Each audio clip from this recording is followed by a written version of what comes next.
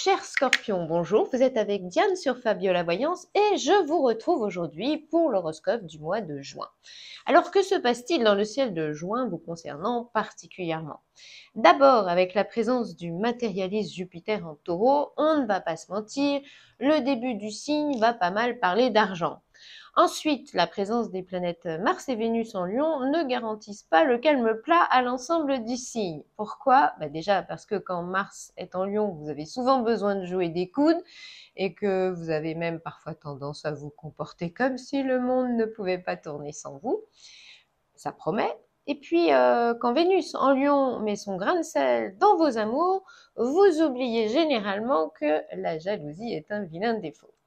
Alors, pour être plus juste et plus précis, cet horoscope est fait par décan. C'est simple, pas de problème.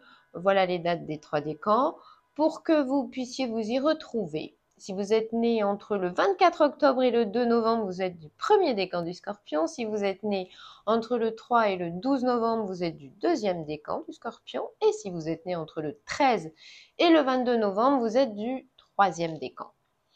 Commençons par évoquer l'ambiance générale et puis nous nous pencherons bien sûr sur vos amours juste après. Débutons avec le premier décan. D'ici le 10 juin, la période vous rappellera peut-être à des préoccupations matérielles un peu indigestes. Et dites-vous bien que la situation serait moins inextricable si vous étiez plus adaptable. Parce que s'il faut revendiquer, contester ou montrer votre désapprobation, vous serez plutôt en roue libre, ami Scorpion. On pourra se demander parfois si vous ne vous sentez pas un peu au-dessus des lois. Ensuite, entre le 10 et le 21 juin, Mars en Lion n'étant plus dans le paysage, vous éviterez peut-être de faire un esclandre dès que les choses n'iront pas dans votre sens. On espère en tout cas que vous saurez adoucir vos positions. Même si la période semble plus calme, des réclamations d'ordre financier seront toujours possibles. On pense d'ailleurs que vous aurez compris que baisser d'un ton serait mieux pour trouver des solutions. Après le 21 juin, le travail en petit comité sera forcément privilégié et vous préférerez bosser avec des gens que vous connaissez bien. Et puis, vos priorités se déplaceront tout doucement du côté de votre foyer, votre famille, de votre cercle amical proche, des gens que vous sentez bien.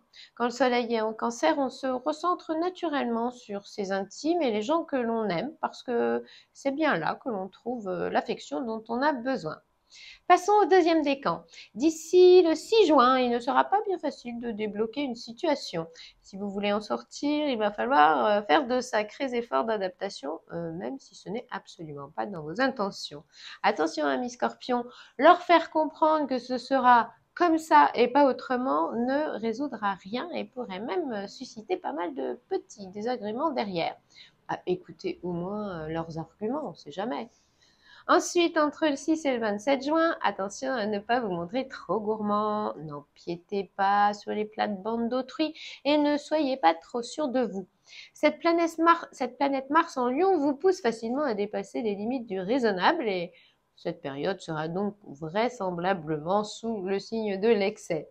Il faut savoir qu'un scorpion titillé par Mars en Lion ne cède pas de terrain si facilement. Et donc, si vous vous sentez éclipsé, vous leur montrerez très vite que vous avez bien un rôle à jouer. Il ne faut quand même pas abuser. Et vous voilà donc capable de remuer ciel et terre pour tirer la couverture à vous ou réclamer votre part du gâteau. On pense pourtant que rentrer dans une compétition ne serait pas forcément une bonne idée à ce moment-là.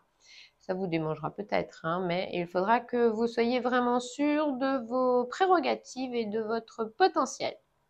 Finissons par le troisième décan. Alors entre le 5 et le 13 juin, il sera difficile de vous faire entendre raison parce que quand Mercure en taureau est dans la place, l'esprit de contradiction et un certain manque d'adaptabilité sont chez vous des symptômes récurrents.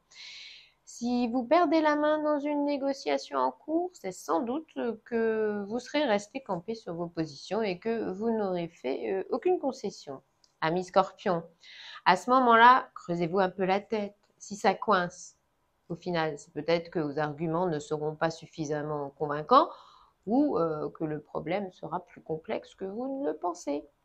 Par ailleurs, comme vous n'êtes pas fan du tout de cette planète Mercure en taureau très matérialiste, vous en aurez peut-être marre d'être obligé de devoir régler constamment de petits couacs budgétaires. Alors, la fin du mois après le 23 juin risque d'être un peu turbulente. Vous voudrez tout faire à votre façon, mais vous en profiterez de temps en temps pour mettre le boxon. Vous voudrez avoir les coudées plus franches, mais ça pourra tourner à la revanche, ou bien ça vous prendra sur un coup de tête et ça partira en cacahuète. Vous avez bien compris que vous serez à l'abri du calme plat. Alors, que se passera-t-il? Maintenant, on va se pencher sur les amours de notre scorpion ce mois de juin. Commençons par le premier décan. Entre le 6 et le 18 juin, un caractère un peu volcanique rendra vos réactions épidermiques ou bien un besoin constant de vous affirmer aura du mal à cohabiter avec le verbe aimer.